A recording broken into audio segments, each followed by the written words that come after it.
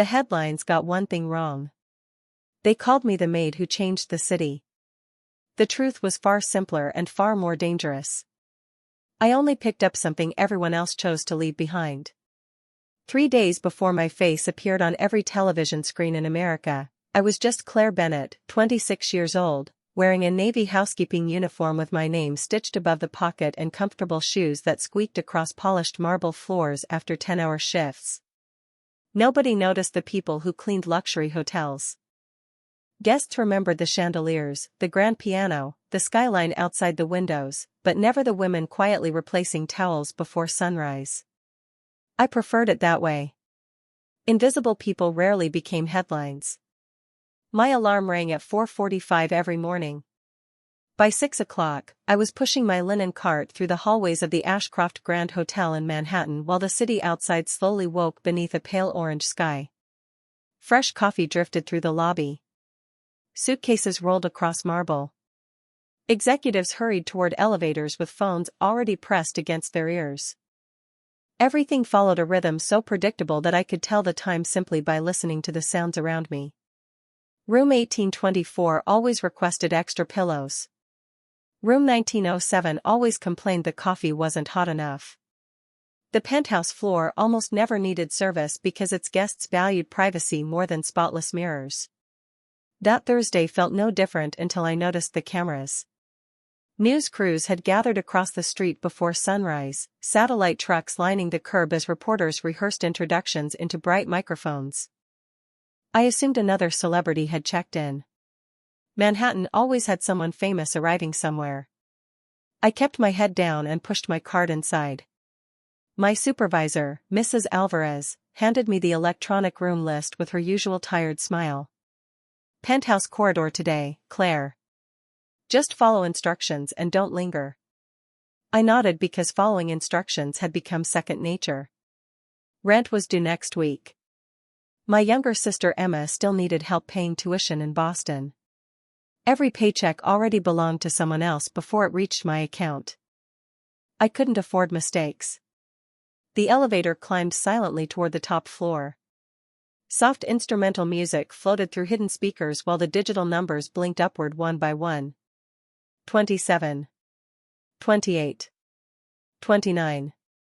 When the doors opened, everything became quieter. Even the air felt different, carrying the scent of expensive cedar and fresh lilies. Thick carpet swallowed every footstep. The hallway stretched ahead beneath warm golden lights that reflected across polished wood panels like sunlight on calm water. Wealth always had its own kind of silence. I began replacing towels in the first suite, humming softly to myself, trying not to think about overdue bills. My mother used to say that kindness cost nothing, even when life charged you for everything else. I still believed her. I just didn't know that before lunchtime, one small act of kindness would pull me out of the shadows, place my photograph on the front page of every newspaper, and quietly capture the attention of the only man in New York powerful enough to change my life forever. The first suite took less than 20 minutes. Fresh towels folded into perfect thirds. The bed pulled tight enough to bounce a coin. Every glass polished until it disappeared beneath the morning light pouring through the floor-to-ceiling windows. I signed the digital checklist and pushed my cart into the hallway, where another housekeeping attendant smiled as she passed. "Busy morning?" she asked. "It always is," I answered with a quiet laugh. We kept walking because luxury hotels never paused long enough for conversations. Outside the windows, Manhattan shimmered beneath a cloudless sky while yellow taxis crawled through traffic like tiny toys. It looked peaceful from 30 floors above the streets. Appearances had a way of hiding everything. My next assignment was listed simply as Suite 3001. Occupied. Service approved. Do Not Disturb had been removed only 5 minutes earlier. I knocked twice. Housekeeping. No answer. I waited another few seconds before opening the door just enough to announce myself again. Silence. The suite felt unusually still. Most guests left televisions running or music playing. This room held only the quiet hum of expensive air conditioning. I rolled my card inside and immediately noticed something unusual. The room looked almost untouched. The bed remained perfectly made. Towels were still hanging neatly in the bathroom. A half-finished cup of black coffee rested beside a leather notebook near the balcony doors, steam no longer rising from its surface. Whoever had been here had left in a hurry. I gathered fresh toiletries and carefully replaced the unopened bottles anyway because procedure mattered more than assumptions. As I dusted the writing desk, my eyes caught a small folded paper lying partly beneath the notebook. I reached for it automatically, thinking it was hotel stationery that had slipped loose. Before my fingers touched it, voices drifted through the slightly open balcony door. Calm voices. Low enough that I could not make out every word. Instinct told me to step away, not closer. Privacy was sacred in my profession. I quietly returned the paper exactly where I had found it and focused on arranging fresh water bottles beside the coffee machine. Then something unexpected happened. A little boy wandered through the open balcony doorway wearing sneakers much too bright for such an elegant suite. He could not have been older than 7. His dark hair was slightly messy, and his blue sweater hung loosely around his shoulders as though someone had dressed him in a hurry. He looked around with wide green eyes before finally noticing me.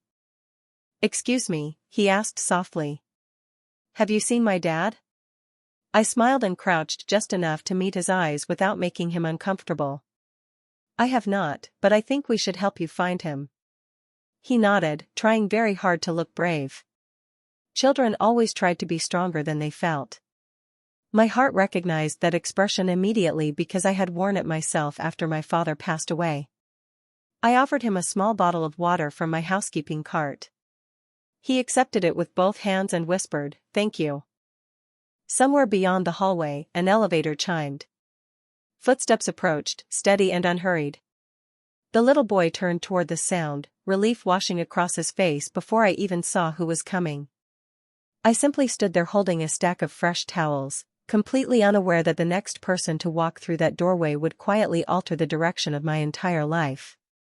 The footsteps stopped just outside the suite before the door opened with quiet confidence. I looked up expecting another guest or perhaps hotel security. Instead, a man stepped inside wearing a charcoal gray suit tailored so precisely it seemed untouched by the long morning. He was tall, somewhere around 6'3", with dark hair brushed neatly away from his face and calm blue-gray eyes that immediately found the little boy standing beside me. The child smiled for the first time since I had met him. "Dad." It was a single word, barely louder than a whisper, yet it carried enough relief to soften the entire room. The man crossed the distance without rushing. He rested one hand gently on the boy's shoulder before looking at me. There was nothing theatrical about him. No raised voice. No unnecessary display of authority.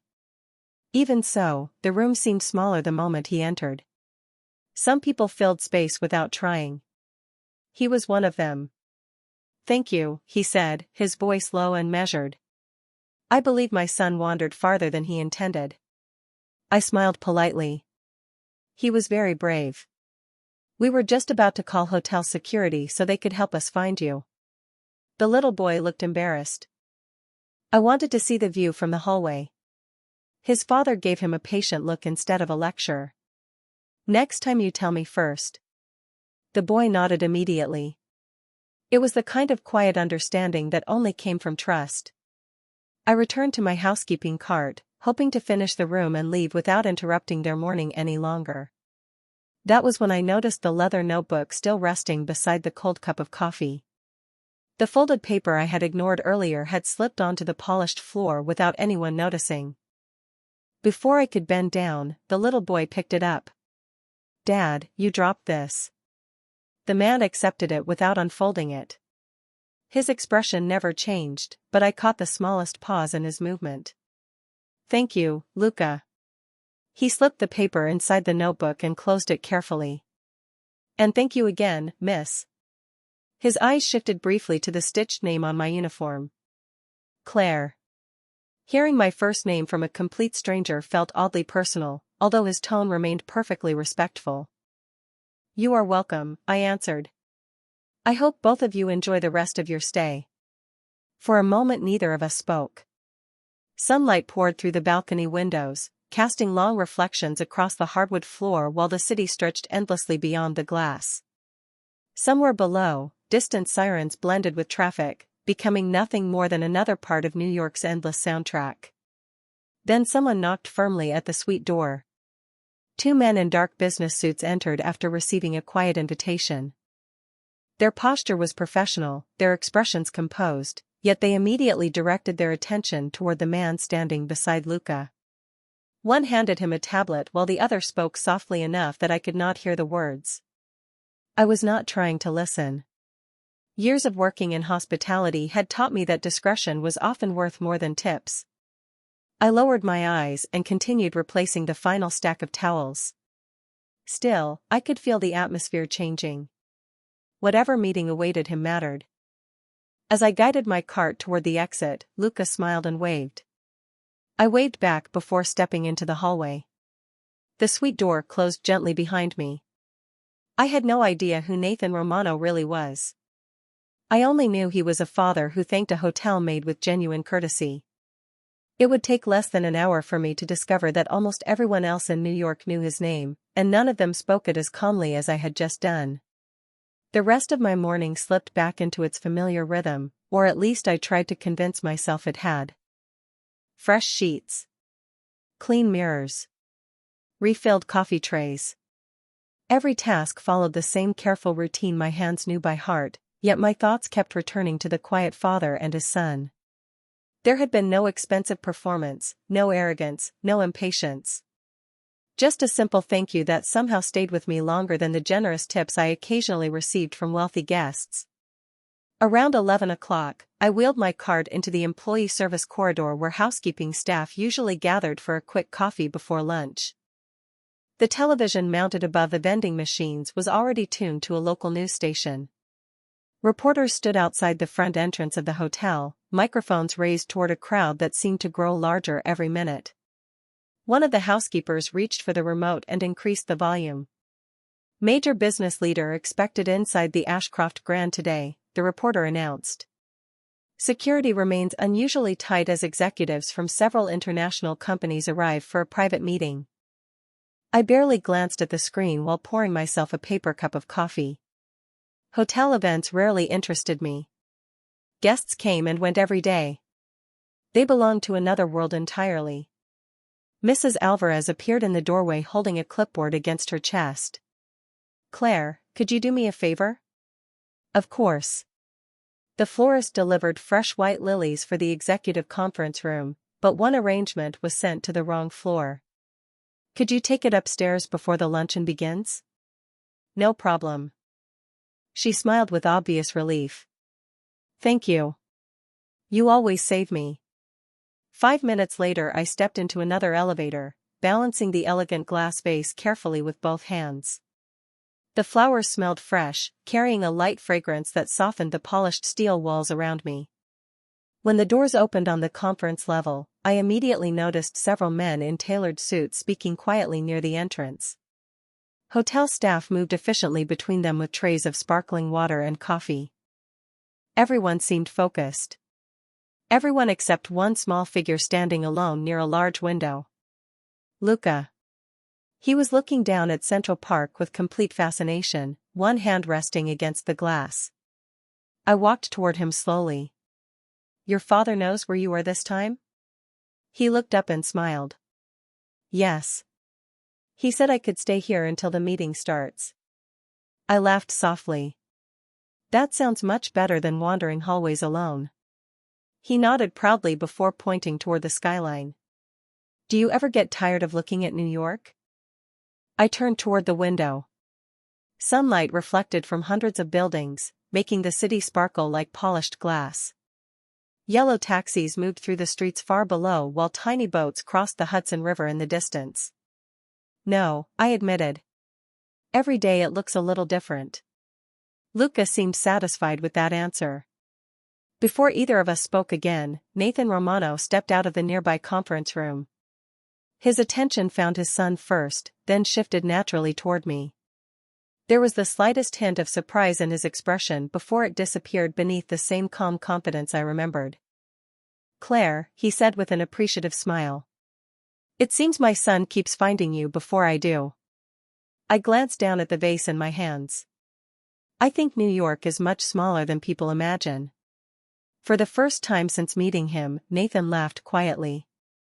It was brief, almost unexpected, but it transformed his serious face completely. I did not realize that someone standing across the lobby had just raised a phone, captured that ordinary moment in a single photograph, and unknowingly set events into motion that none of us could stop. By early afternoon I had almost forgotten about the brief conversation outside the conference room. Luxury hotels collected thousands of ordinary moments every week, and I assumed ours would disappear just as quietly.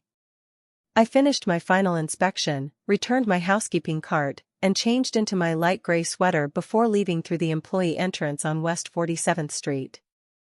The October air carried the crisp smell of roasted chestnuts from a nearby food cart, and the sidewalks overflowed with office workers escaping for lunch.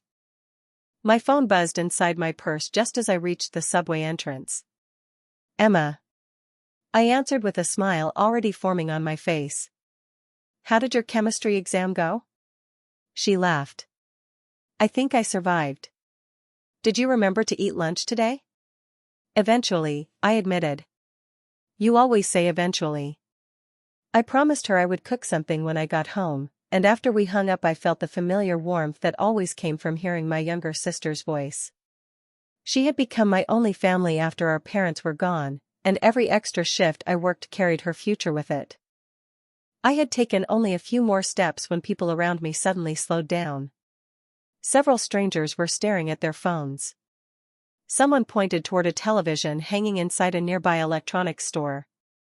Curious, I glanced through the window. A local news station was replaying footage from the hotel conference. The camera swept across executives entering the building before pausing on a single photograph.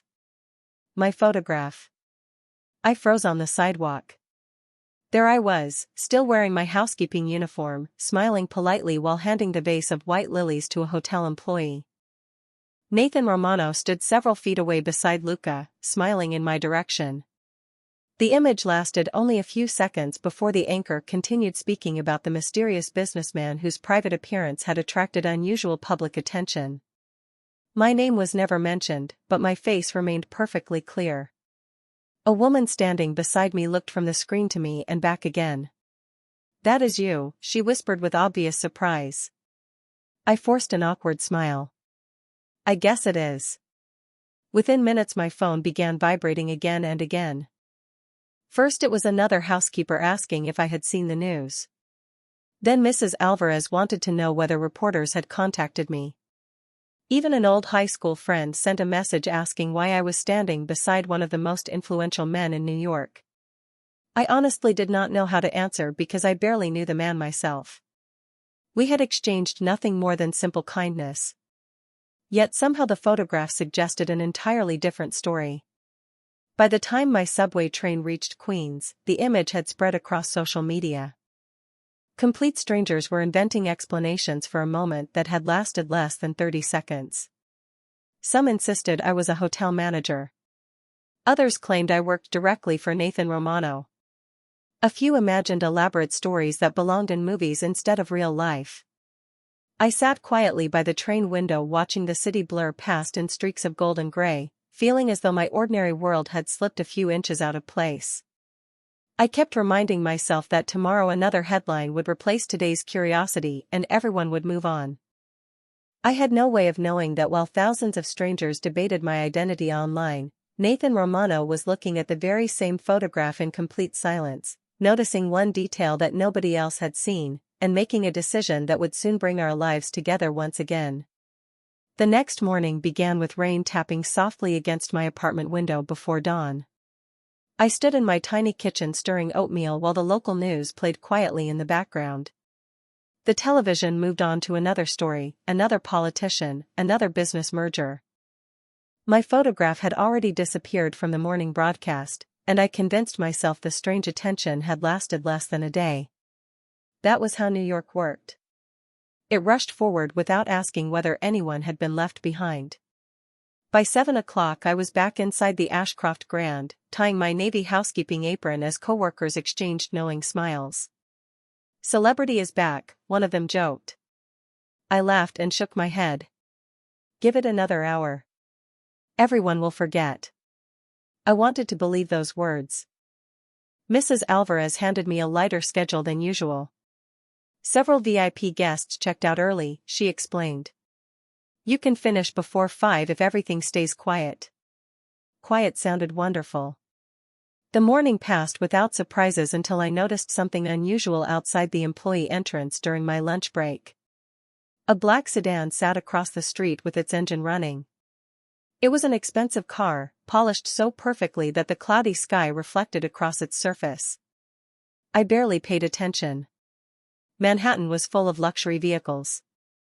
When I returned inside after buying a sandwich from the corner deli, the sedan remained exactly where it had been. I smiled to myself, imagining some executive trapped on another endless conference call. Late that afternoon I finished my final room and walked toward the subway station carrying a reusable grocery bag instead of my housekeeping cart. Halfway down the block I stopped at my favorite neighborhood bakery. Mrs. Donnelly, who had owned the shop for almost 30 years, greeted me with her usual cheerful smile. "Your sister still likes cinnamon rolls?" she asked while sliding a fresh tray from the oven. "More than she likes me," I answered with a laugh. The warm smell of butter and cinnamon filled the little shop, making the whole world outside seem slower. As I stepped back onto the sidewalk with a white paper bag tucked beneath my arm, I noticed the same black sedan parked across the street again. This time I looked a little longer. The windows were tinted just enough that I could not clearly see inside. A few seconds later the traffic light changed, and the sedan quietly pulled away before disappearing into afternoon traffic. I shrugged it off. Coincidences happened every day in a city of 8 million people. Still, I found myself glancing over my shoulder once or twice during the walk home. That evening Emma called while I prepared pasta in my tiny apartment kitchen. We talked about classes, bills, and whether she should apply for an internship over the summer. Her familiar voice settled my thoughts, and by the time we said goodnight I had forgotten about the mysterious car completely. What I did not know was that Nathan Romano had already instructed his security team to make certain I arrived home safely each day until the unexpected attention surrounding my photograph faded away. He never asked anyone to introduce us. He never called. He never sent flowers or expensive gifts. He simply decided that the woman who had shown kindness to his son deserved to return home safely, even if she never learned his name had quietly become the reason someone was watching over her from a distance. 3 days passed, and life almost settled back into something familiar. Almost. The reporters disappeared from outside the hotel, the television stations chased newer stories, and my coworkers finally stopped teasing me every time they passed my housekeeping cart. I told myself the strange photograph had become yesterday's news. Then the letters started arriving. The first envelope waited at the front desk of my apartment building when I returned home after work. There was no return address, only my name written neatly across the front. Inside was a single handwritten sentence. "Some doors should remain closed." I stared at the words for several long seconds before convincing myself it had to be a prank. New York attracted unusual people every day. I folded the note in half and slipped it into my purse without mentioning it to Emma. She already worried enough about me living alone. The following afternoon another envelope appeared inside my employee mailbox at the hotel. This one contained nothing except a newspaper clipping of the photograph showing Nathan, Luca, and me standing together near the conference room. Someone had circled my face with blue ink. No explanation. No signature. My hands suddenly felt colder than the stainless steel shelves around me. Mrs. Alvarez noticed my expression almost immediately. "Claire, are you feeling all right?" I forced a smile that fooled neither of us. "I think I just skipped lunch." She insisted I take an early break, and I accepted because explaining the truth sounded impossible when I did not understand it myself. I walked outside carrying a cup of hot tea instead of coffee, hoping the fresh October air would quiet my thoughts. The sidewalks remained crowded with tourists, office workers, and delivery drivers moving through another ordinary Manhattan afternoon. Ordinary should have made me feel safe. Instead, I found myself studying every unfamiliar face that passed. By the time my shift ended, rain had begun falling in a light steady mist that painted the streets silver beneath the traffic lights. I opened my umbrella and started toward the subway station. Halfway across the intersection, an elderly woman struggled with two heavy grocery bags after one of them split open beside the crosswalk. Apples rolled across the wet pavement while impatient pedestrians hurried around her without stopping. Before I could think twice, I handed her my umbrella and knelt to gather the scattered groceries. "Please keep the umbrella," I told her. "I only live a few blocks away." She looked at me with grateful eyes. "Young people do not usually stop anymore." I smiled. My mother always would have. Together we packed the groceries into a spare reusable bag I carried for work. As the traffic signal changed, a black umbrella appeared above my head. I turned, expecting another passerby. Instead, a tall man wearing a dark overcoat stood beside me. His face remained partly hidden beneath the umbrella, but his voice was calm and respectful. "Miss Bennett, you dropped this." He handed me the folded newspaper clipping that must have slipped from my purse while I was helping the elderly woman. Before I could thank him or ask his name, he simply nodded and continued walking toward a waiting black sedan parked at the curb. The car pulled smoothly into traffic and disappeared with the rain. I stood there holding the damp newspaper clipping, my heartbeat suddenly louder than the city around me, because for the first time I realized those quiet coincidences surrounding my life were no longer coincidences at all. I barely slept that night. The handwritten notes, the mysterious newspaper clipping, the black sedan that always seemed to appear and disappear at exactly the right moment, none of it made sense anymore. I kept replaying every conversation in my mind, searching for the moment when my ordinary life had quietly drifted into something I no longer understood. By morning I decided there had to be a reasonable explanation. New York was too crowded for secrets to last very long. Surely this strange chapter would end if I simply ignored it. The hotel lobby buzzed with its usual rhythm as I arrived before sunrise. Fresh flowers filled the marble entrance with the scent of white orchids, business travelers lined up at the front desk clutching coffee cups, and a jazz pianist played softly beneath the crystal chandeliers. Familiar sounds steadied my breathing. Work had always been the one place where everything made sense. Rooms needed cleaning. Beds needed making. Towels needed folding. Simple things had predictable endings. Just before lunch, Mrs. Alvarez handed me a small envelope. A guest asked that this be delivered personally. My stomach tightened before I even opened it. Inside was a cream-colored card with only one sentence printed across the center. "Thank you for showing my son kindness when no one else noticed he was lost." There was no signature, but I already knew who had sent it. Tucked inside the card was a voucher for the children's literacy charity the hotel supported every winter. It was not money. It was not jewelry. It was simply a donation receipt showing that several $1,000s had been given in my name to help children learn to read. I stared at the paper for several seconds, feeling something unexpectedly warm settle inside my chest. Whoever Nathan Romano truly was, he had chosen gratitude instead of extravagance. That afternoon my shift ended earlier than expected, and I decided to walk through Bryant Park before taking the subway home. Autumn leaves drifted across the pathways while families gathered around the carousel and office workers filled the outdoor tables with laptops and paper coffee cups. For the first time in days, I felt almost peaceful. Then my phone vibrated. Unknown number. I hesitated before answering. "Hello?" Silence greeted me for a heartbeat before a calm male voice spoke. "Miss Bennett, this is Nathan Romano. I hope I am not interrupting your afternoon." I stopped walking without realizing it. "No. I wanted to apologize if recent events have caused you any discomfort." "None of this was your choice." His voice carried the same quiet confidence I remembered from the hotel suite, steady and respectful. The donation was very generous, I said softly. Thank you. The children deserve it more than either of us. Before I could answer, he continued. There is one more thing you should know. Someone has taken an unusual interest in the photograph from the hotel. My security team believes it is simply unwanted attention, but I would rather be cautious than careless. I looked across the street as traffic rolled past beneath the afternoon sun. At that exact moment, the familiar black sedan eased to the curb. This time the rear passenger door opened.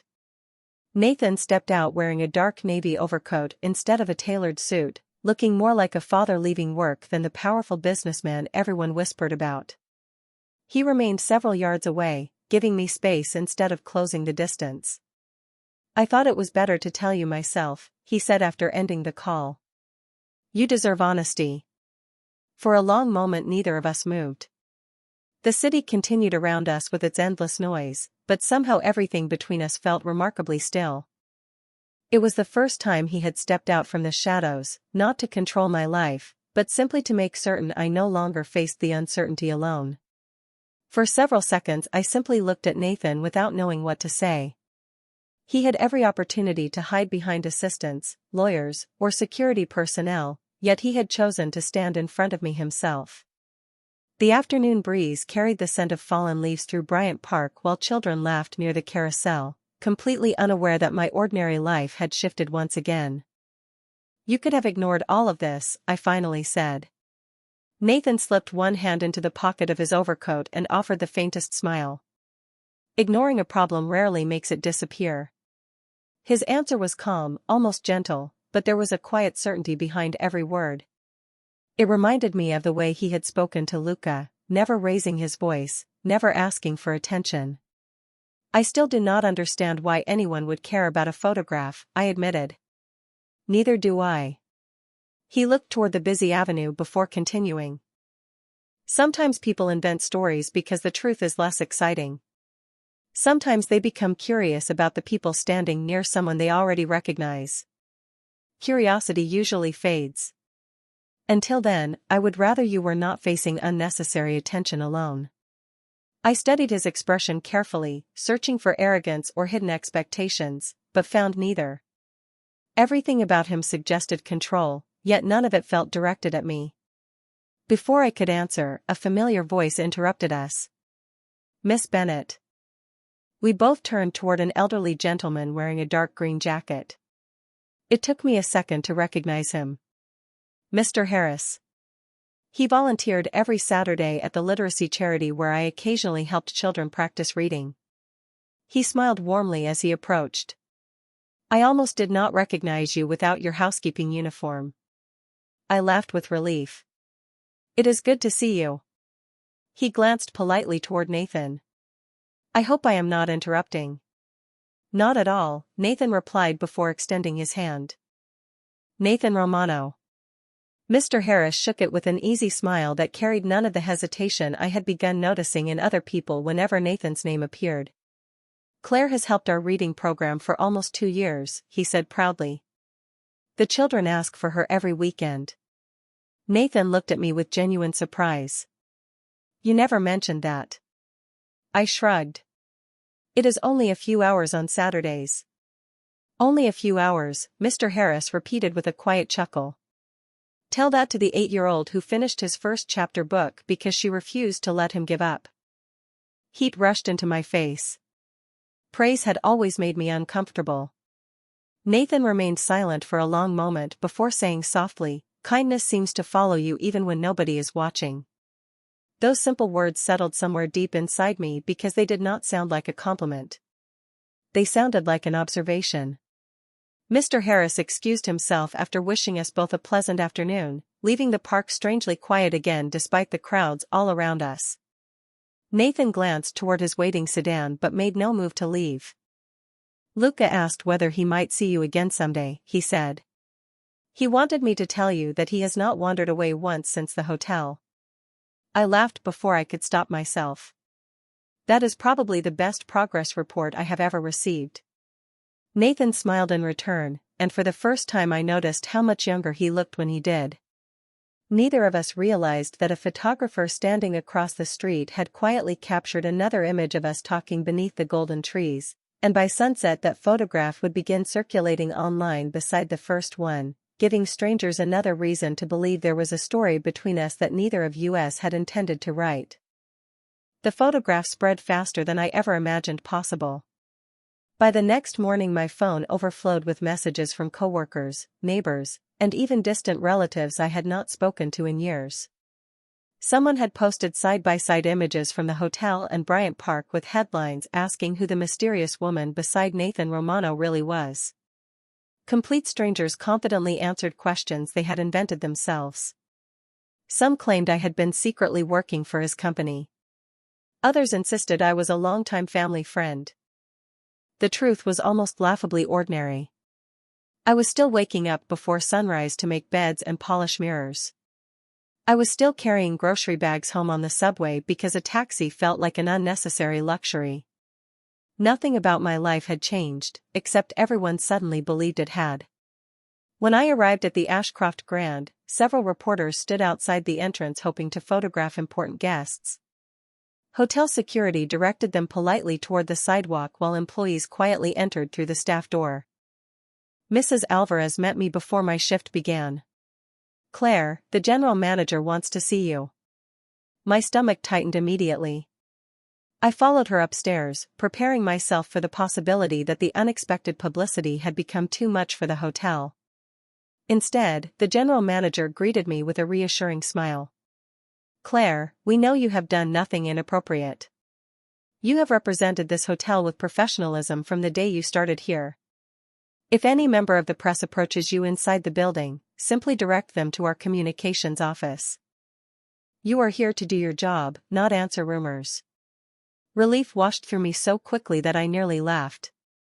"Thank you," I said quietly. I was worried I had somehow caused trouble. "Kindness rarely causes trouble," he replied.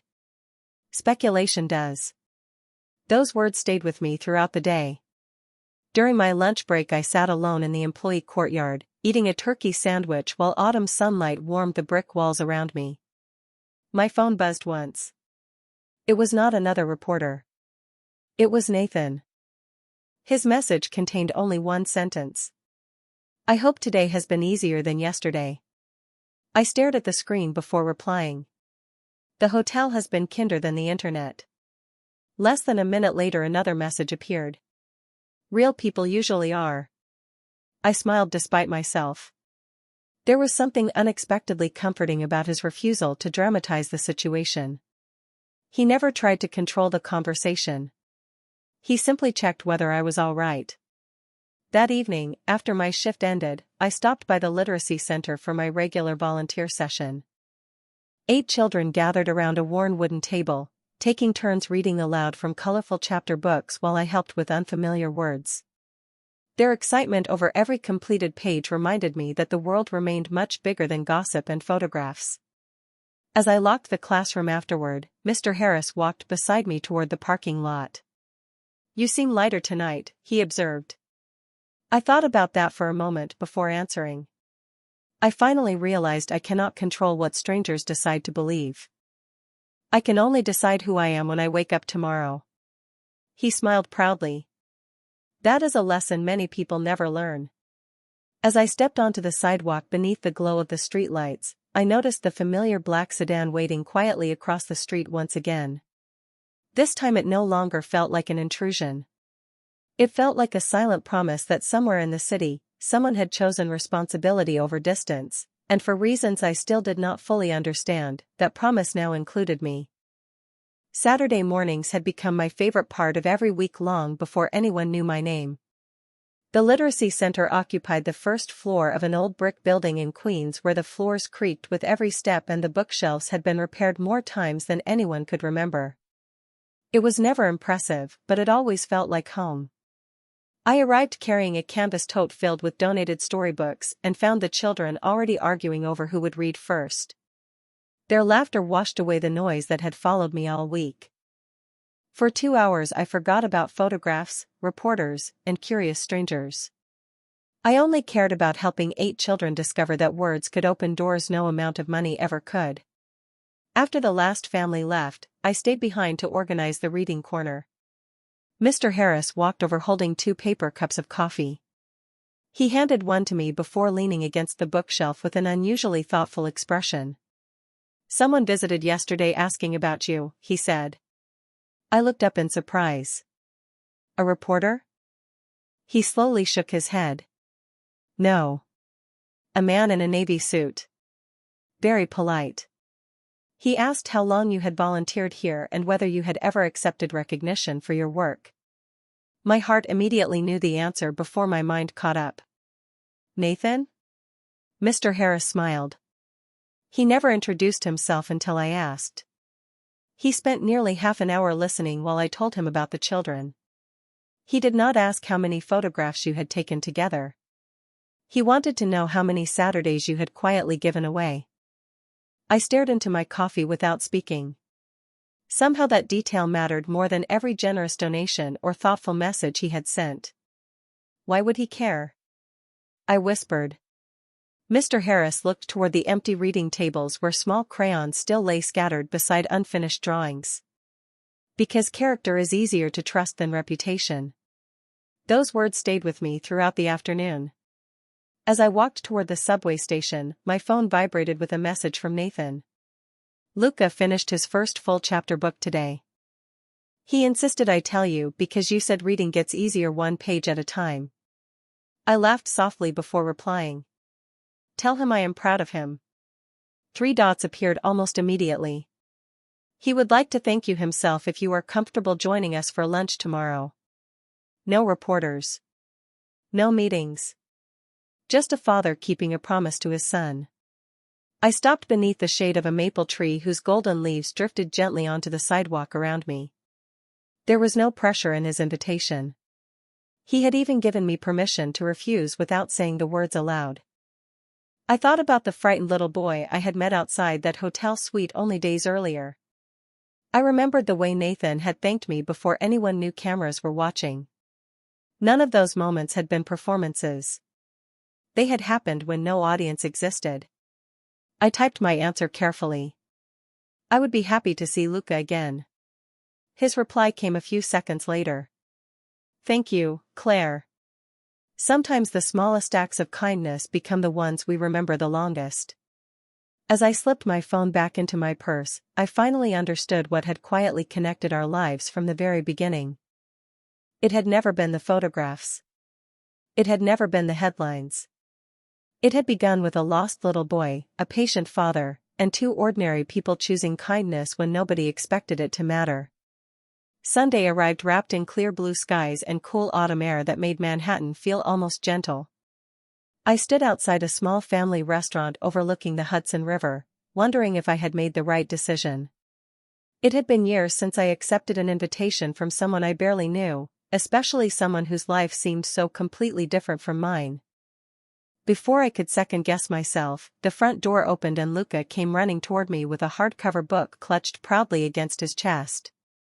"I finished it," he announced before stopping just short of me. "Every single page." I laughed and accepted the book so I could admire the colorful bookmark sticking out near the final chapter. "I told you that you could do it." His smile grew even wider. "Dad says I have to pick a harder one now." Nathan stepped outside a moment later wearing dark jeans and a navy sweater instead of one of his perfectly tailored suits. Without the formal clothing, he looked less like the man newspapers constantly analyzed and more like a father determined to give his son an ordinary afternoon. "Thank you for coming," he said. "Luca has talked about this lunch since yesterday." Inside, the restaurant felt warm and welcoming. Families filled the booths, soft music drifted through the dining room, and the smell of fresh bread reminded me of holidays from years ago. Nobody seemed interested in who Nathan Romano was. They simply saw another father sharing lunch with his child. It was strangely comforting. Luca spent most of the meal explaining every chapter of his new favorite adventure novel while I listened with genuine fascination. Nathan mostly watched his son speak, occasionally adding a quiet question that encouraged him to tell the story in even greater detail. Seeing them together answered questions I had never thought to ask. The powerful businessman everyone discussed in headlines measured success very differently when sitting across from the person who mattered most to him. After lunch we walked along the river where sailboats drifted slowly across the sparkling water. The breeze carried the scent of salt and fallen leaves while the afternoon sun painted everything in soft gold. Luca wandered a few steps ahead collecting colorful leaves he insisted would become bookmarks for future stories. Nathan watched him for a moment before speaking. "You once asked why I cared about a simple photograph." I nodded. "I remember." He folded his hands into the pockets of his jacket. "It was never the photograph. After that day at the hotel, I asked people to learn who you were because I wanted to thank you properly. I expected to hear that you had simply been kind to my son for a few minutes." He smiled quietly. "Instead I discovered the literacy center, your extra shifts to help your sister finish college, the elderly neighbors you carried groceries for, and the fact that almost everyone described you the same way." I looked down at the sidewalk, suddenly embarrassed by praise that felt too personal. "They were only ordinary things." "Exactly," he replied. "You never expected anyone to notice them." We continued walking in comfortable silence until Luca came running back with a bright red maple leaf held carefully between both hands. "This one is perfect," he declared. I accepted the leaf with a grateful smile, realizing that the greatest difference between Nathan and everyone else who had judged me over the past week was remarkably simple. The world had noticed me because of a photograph. He had noticed me because of the life I was quietly living long before anyone thought to look. 6 months later, the city had already found new stories to chase. The photographs that once followed me across television screens and social media had quietly disappeared beneath newer headlines, louder opinions, and shorter memories. I was grateful for that. Fame had never been something I wanted. Peace was. Every Saturday morning I still unlocked the literacy center before the children arrived. The old wooden shelf still leaned slightly to one side. The crayons still rolled beneath tiny chairs. Mr. Harris still insisted on making coffee that tasted stronger than anyone could reasonably explain. Some things deserved to remain exactly as they were. Emma graduated from college in the spring. Watching her cross the stage in her cap and gown felt more important than any newspaper article ever printed. She hugged me so tightly afterward that neither of us managed to hide our tears. "You carried both of us here," she whispered. I smiled and shook my head. We walked together. Nathan and Luca stood a respectful distance away, applauding with everyone else. They had become part of my life so gradually that I no longer remembered what ordinary looked like before them. Nathan never tried to change the woman I had always been. He never asked me to leave my job. He never suggested I stop volunteering or become someone different simply because our worlds had crossed paths. Instead, he quietly supported the life I already loved. A few weeks after Emma's graduation, the Ashcroft Grand announced a partnership with the Literacy Center. Hundreds of new books arrived for children across the city, funded anonymously at first. Everyone guessed where the support had come from, but nobody spoke about it publicly because the person responsible never wanted recognition. On the morning the new library officially opened, reporters gathered once again, although this time they stood outside a neighborhood community center instead of a luxury hotel. Cameras flashed as children rushed through the doors laughing, each one carrying a brand new book.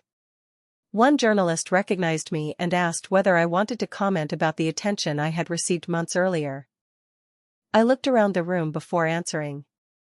Luca sat on the floor reading aloud to 2 younger children while Nathan helped volunteers assemble another bookshelf without caring that his expensive sleeves had collected dust. Emma organized donations near the entrance beside Mr. Harris, who looked happier than I had ever seen him. I smiled at the reporter and answered honestly. The photographs were never the important part. If people remembered anything, I hope they remember that kindness can begin with something as small as helping one lost child. The reporter lowered the microphone without another question. That evening I walked home beneath a sky painted gold by the setting sun. The city sounded exactly as it always had, full of traffic, conversations, and distant sirens blending into one endless rhythm. Yet everything inside me felt different. I had once believed invisible people changed nothing. I had been wrong. Sometimes the quietest choices echoed farther than the loudest voices. Sometimes a simple act of kindness found its way into someone else's life, then into another, and another, until even strangers felt its warmth. Nathan once told me that character was easier to trust than reputation. I finally understood what he meant. Headlines always fade. Kindness does not. It keeps traveling from one heart to another long after the cameras have disappeared, quietly reminding the world that the strongest people are not always the loudest.